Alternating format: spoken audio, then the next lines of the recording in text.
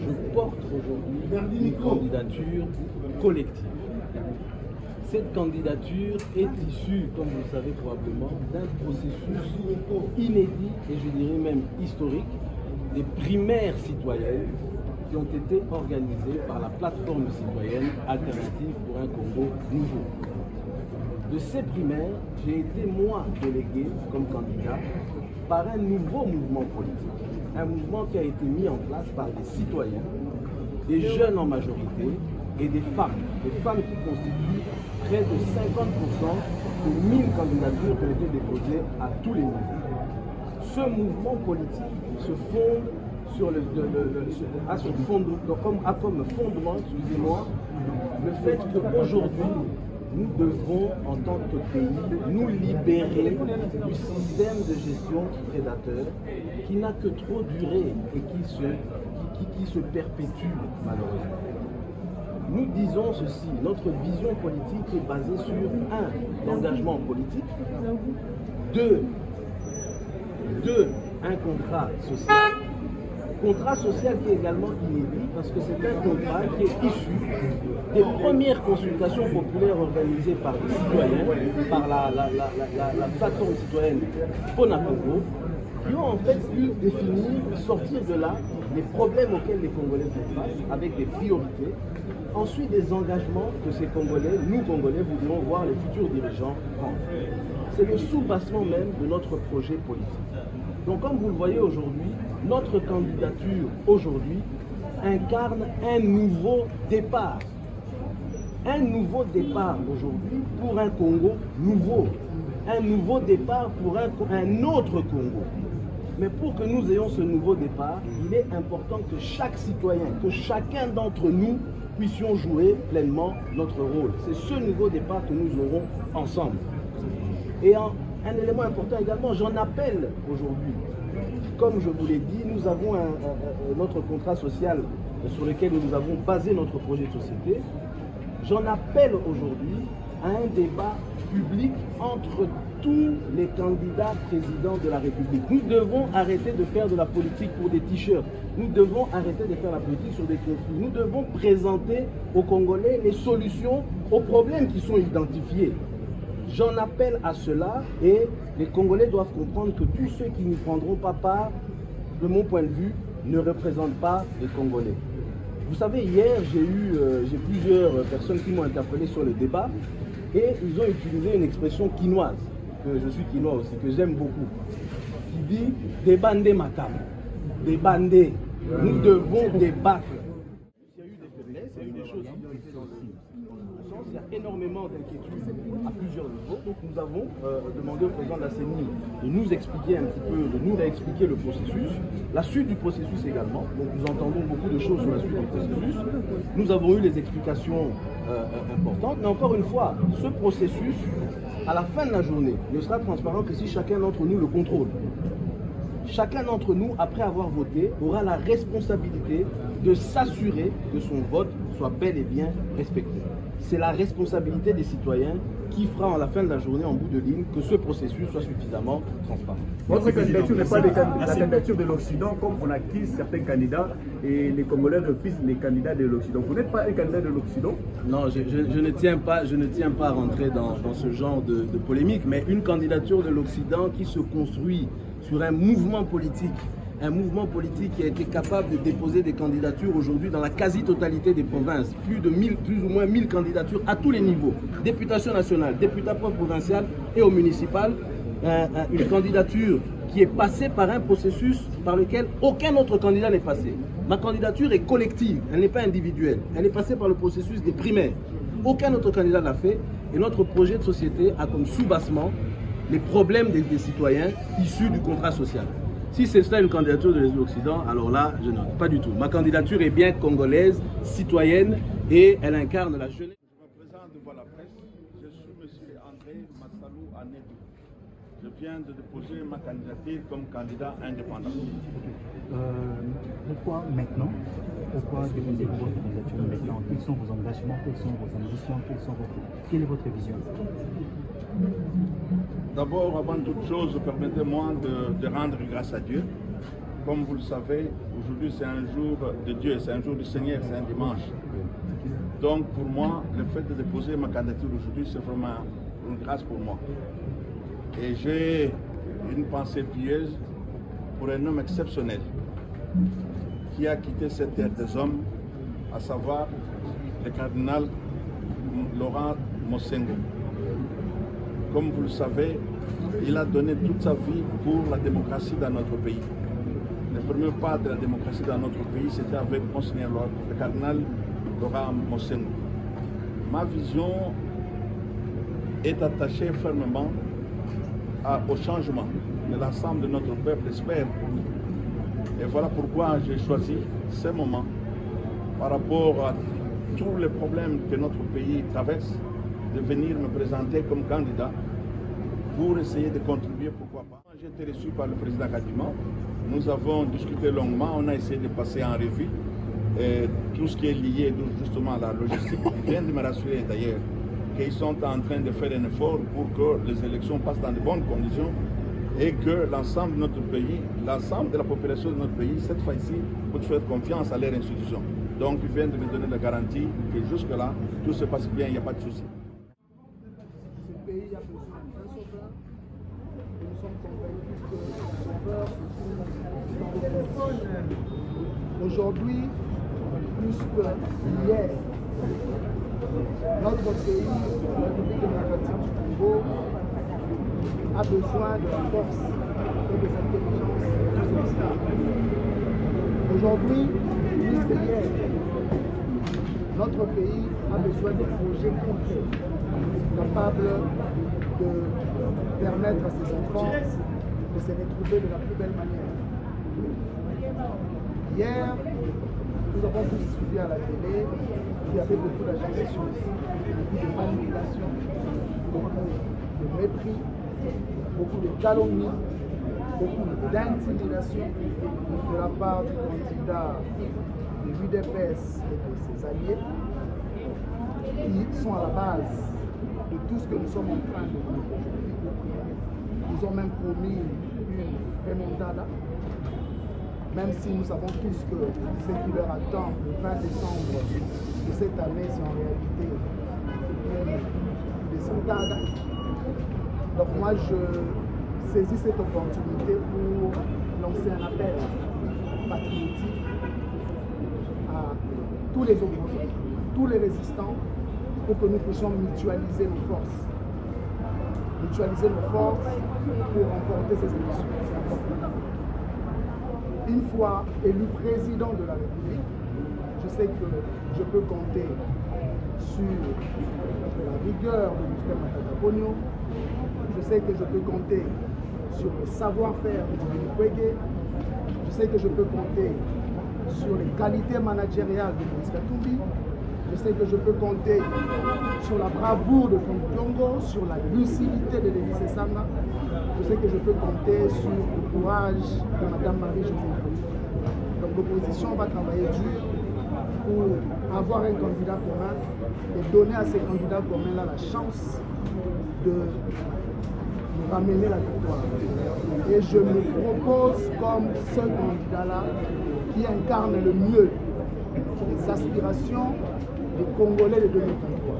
Parce que je fais partie de la nouvelle génération et je comprends mieux que tout le monde les enjeux actuels, parce que mon plus grand défi, c'est faire entrer la République démocratique du Congo dans le monde. Mais il a tué l'école. Nous sommes là aujourd'hui pour dire stop. Le mensonge, la crédibilité dont il pense avoir restauré dans ce pays n'existe que dans son camp et dans sa tête, et que quand vous vous promenez dans le Congo et que vous faites le tour du monde, le Congo est aujourd'hui un pays isolé, un pays en détresse qui mérite d'avoir des dirigeants compétents avec une vision forte pour le redresser. Ça, c'est une chose. La deuxième, considérer que face à un tel pouvoir, il faut un seul candidat pour le battre, c'est en fait alimenter le moteur de la fraude, où on veut faire croire aux gens que la présence de plusieurs candidats signifie que la fraude est validée.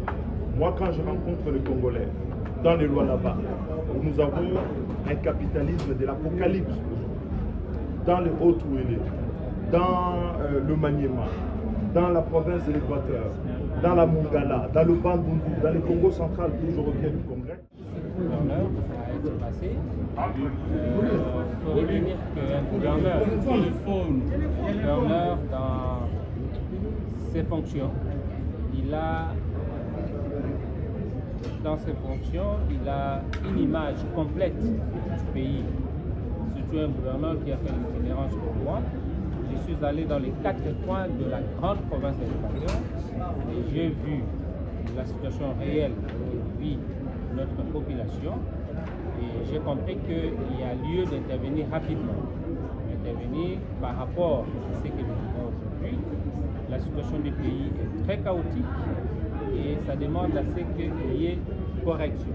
Et cette correction ne peut pas passer à la rue, ça ne peut passer que si on s'engage aux élections, étant donné que notre pays vit depuis 2006 dans la démocratie et cette expérience guide à ce que nous puissions apporter des solutions aux problèmes, aux différents maux qui traversent notre pays. Et la solution que nous avons, je peux la définir en deux mots. L'ingrédient que moi je propose pour corriger les différents maux que connaît notre pays s'articule autour de la paix. C'est le premier ingrédient. Le deuxième ingrédient, c'est le pain. Pourquoi la paix? La paix parce que aujourd'hui notre pays est déchiré. Et nous voulons assez que nous puissions retrouver notre intégrité territoriale. Nous voulons assez que le Congolais puisse vivre dans un état sécurisé.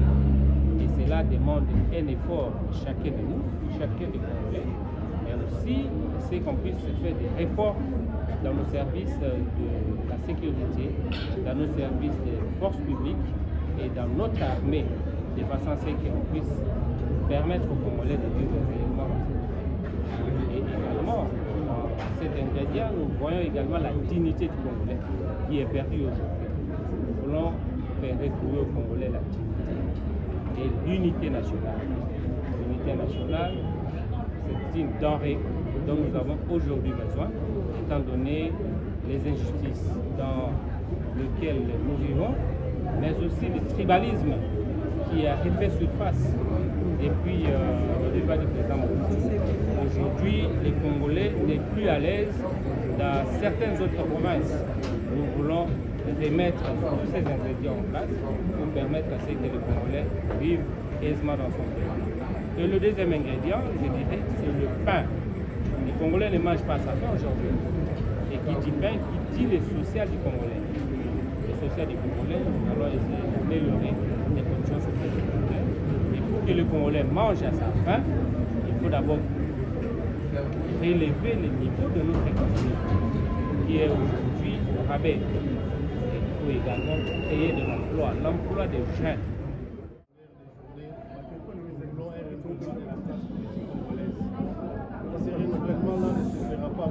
anciennes figures que vous connaissez. Et donc moi, je suis le candidat de la révolution démocratique en République démocratique du Congo. C'est-à-dire qu'il faut amener les jeunes, les Congolais à comprendre. Il faut penser autrement, il faut voir autrement et agir autrement. Pour une fois, nous allons donner au pays la chance d'avoir à sa tête un président qui a un cursus connu et qui a du potentiel, qui a de l'expérience en tant qu'expert en gestion de projet et ingénieur civil de formation. Donc voilà ce que nous pouvons vous dire. Notre vision, c'est de faire comprendre aux gens. Et ça fait 58 ans, chaque jour, les 58 ans, c'est excepté les 5 ans de gestion du président Kassavou. À partir du président Mobutu jusqu'au bout, ça fait 58 ans. Chaque jour, nous nous plaignons, nous nous lamentons. Ça veut dire que la situation du pays n'est pas normale. Et nous, en tant que jeunes, qui constituons l'élite de demain et l'avenir de ces pays, nous ne pouvons pas croiser les bras et regarder les pays en train de sombrer. C'est pour cette raison que nous avons pris ce courage.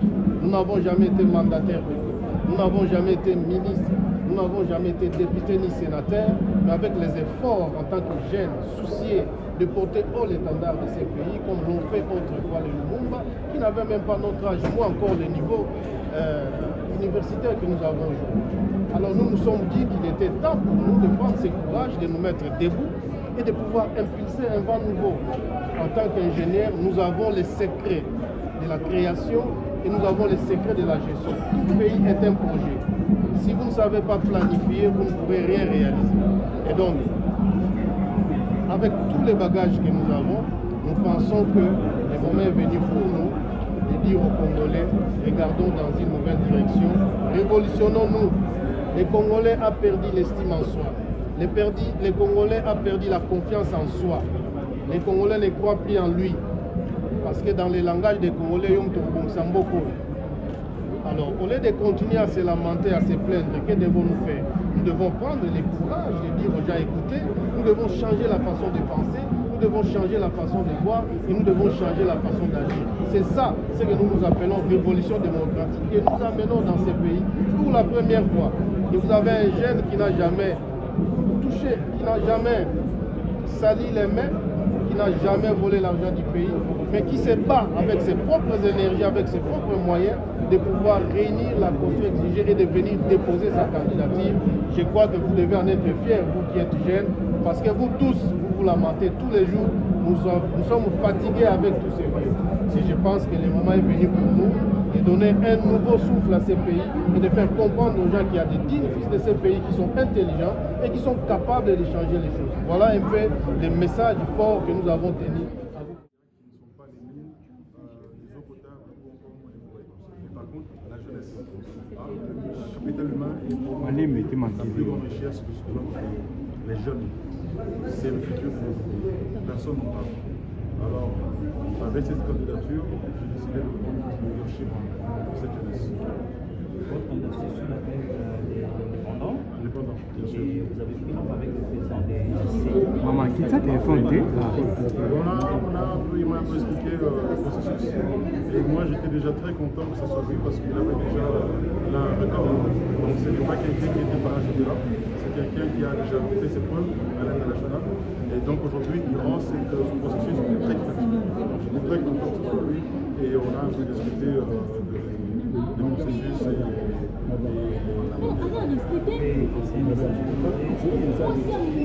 bien sûr, écoutez, je suis très honoré de pouvoir finalement me lancer dans cette campagne, de pouvoir représenter la jeunesse congolaise et de pouvoir ensemble maintenant changer les choses. Parce que ça ne peut pas se faire seul. C'est une responsabilité de chacun de nous. Et donc voilà, je suis très content. Et comme je dis, le plus dur reste à venir. Mais pour moi, en même temps, le plus dur est déjà gagné parce que la volonté est là. La volonté est là. Moi, j'ai voyagé tout ce pays, de haut en bas, de Goma à Lubumbashi à Mbujimayi à Mbandaka. Et j'ai vu une jeunesse incroyablement talentueuse, incroyablement forte. Elle a besoin d'un leader, elle a besoin d'une direction et je compte bien le. Merci.